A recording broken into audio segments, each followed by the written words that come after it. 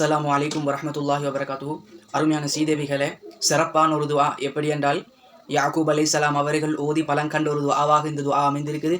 இந்த துஆ என்ன, இந்த துஆவை எப்படியான நிலைமைகளிலே நாங்கள் பாவித்துக் கொள்ளலாம், ஓதலாம். இந்த துஆவுக்கு ஒரு வரலாறு இருக்குது. இதையும் பரிபூர்ணமாக சொல்கிறேன். இந்த வீடியோ தட்டி விடாமல் கடைசி வர காட்டும் பாருங்க. பிரயோசனமான துஆ. எங்களுடைய என்ன நாட்டங்கள் இருக்குதோ, எங்களுடைய என்ன ஹலாலான ஹாஜத்து இருக்குதோ, இப்படியான ஹாஜத்துகள் நிறைவேறணுமா இந்த துஆவை ஓதிக்கொண்டு அல்லாஹ் இடத்துல பிரார்த்தனை செய்தால் அல்லாஹ் தாலா அதை சீராக்கி கொடுத்துடுவான். அது மட்டும் இல்லை, எங்களுடைய எப்படியாப்பட்ட கவலையாக இருந்தாலும் அல்லாஹ் அதை நீக்கி கொடுத்துடுவான். எங்களுடைய கவலைகள் பலவிதமான முறையில் வரலாம். கடந்த காலத்தில் நடந்த விஷயங்களுடைய கவலைகள், இப்போ நடக்கக்கூடிய கவலைகள், இது மாதிரி கவலைகளுடைய விதங்கள் பலவிதமாக இருக்குது. நெருக்கடிகள் மூலமாக வரலாம். இப்படியாப்பட்ட கவலைகளை அல்லாஹ் நீக்கி கொடுத்து விடுவான். அது மட்டும் இல்லை, எங்களுக்கு வரக்கூடிய நெருக்கடிகள், இப்படியாப்பட்ட விஷயங்களை எல்லாம் அல்லாஹ் நீக்கி கொடுத்துடுவான். நாங்கள் கஷ்டப்படுறோம், நீண்ட நாள் கஷ்டங்களை பட்டு கொண்டு வந்தோம், இப்படியாப்பட்ட கஷ்டங்களை கூட அல்லாஹ் நீக்கி கொடுத்துடுவான். அடுத்தது மகிழ்ச்சியான தருணங்களை ஏற்படுத்தி கொடுத்துடுவான். இந்த மகிழ்ச்சி ஏற்படுவதாக இருந்தால் இந்த கவலைகளோ கஷ்டங்களோ நெருக்கடிகளோ இப்படியான நிலைமைகள்லாம் நீக்கி தானே மகிழ்ச்சி பெறணும். இப்படியாப்பட்ட நிலைமையை கூட அல்லாஹ் ஏற்படுத்தி கொடுத்துடுவான். அது மட்டும் இல்லை, நாங்கள் இழந்த ஒன்றை கூட அல்லாஹ் அதை நிறைவேற்றி கொடுத்துடுவான். இந்த துஆ சிறப்புமிக்க ஒரு துஆவாக அமைந்திருக்குது. இந்த அழகிய சம்பவத்தை பார்ப்போம். யாக்கூப் அலைஹிஸ்ஸலாம் அவர்கள் இருக்கிறாங்களே, அவங்களுக்கு கிடைச்ச புள்ள தான் யூசுப் அலைஹிஸ்ஸலாம். யூசுப் அலைஹிஸ்ஸலாம் அவங்களுக்கு சகோதரன்மார்கள் இருந்தாங்க.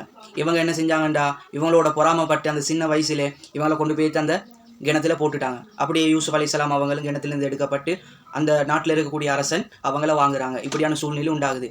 அப்போது இவங்களோட சகோதரன்மார்கள் என்ன சொல்கிறாங்கண்டா, வாப்புக்கிட்ட வந்து யாக்கூப் அலைஹிஸ்ஸலாம் அவங்ககிட்ட தம்பியை வந்து ஓனாகி கடிச்சிட்டு என்று சொல்லி போட்டுட்டு அவங்களோட கமிஸ் அவங்களோட சேட்டை எடுத்துட்டு அப்படி ஆட்டோண்டு அறுத்து அதில் ரத்தத்தை பூசி கொண்டு வந்து யாக்கூப் அலைஹிஸ்ஸலாம் அவங்களுக்கு காட்டுறாங்க. ஆனால் யாக்கூப் அலைஹிஸ்ஸலாம் அவங்க நம்பல. இவங்க தெரியும் ஏதோ ஒரு விஷயத்தை செஞ்சிருக்கிறாங்க அப்படின்னு.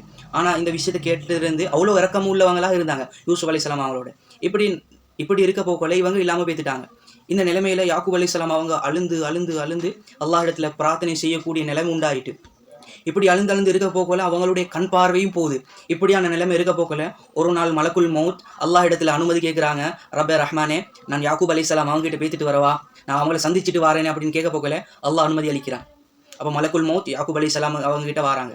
அப்போ யாக்கூப் அலைஹிஸ்ஸலாம் அந்த நேரத்தில் மலக்குல் மௌத்தை பார்த்து கேட்குறாங்க, யா மலக்குல் மௌத், உங்களை படைச்ச ரப்புல் ஆலமீன் இருக்கிறானே, இவன் மீது சத்தியமாக நான் உங்களிடத்துல கேட்கிறேன், என்ன விஷயம் என்றா, நீங்கள் உயிர்களை கைப்பற்றுபவர்களில் யூசுப் அலைஹிஸ்ஸலாம் அவங்களுடைய உயிரையும் கைப்பற்றிட்டீங்களா, ரூஹை எடுத்துட்டீங்களான்னு கேட்க மலக்குல் மௌத் பதில் அளிக்கிறாங்க, இல்லை என்று. அப்போ மலக்குல் மௌத் அதுக்கு பின்னால யாக்கூப் அலைஹிஸ்ஸலாம் அவங்ககிட்ட சொல்கிறாங்க, அலா அல்லிமுக கலிமாத்தின் லா தஸ்அலுல்லாஹ ஷைஅன் இல்லா ஆதாக, நீங்கள் அல்லாஹ் இடத்தில் எந்த ஒரு விஷயம் கேட்டாலும் அதை கொடுக்கக்கூடிய சிறப்பான கலிமாக்களை துஆக்களை உங்களுக்கு கற்றுத்தரட்டுமான்னு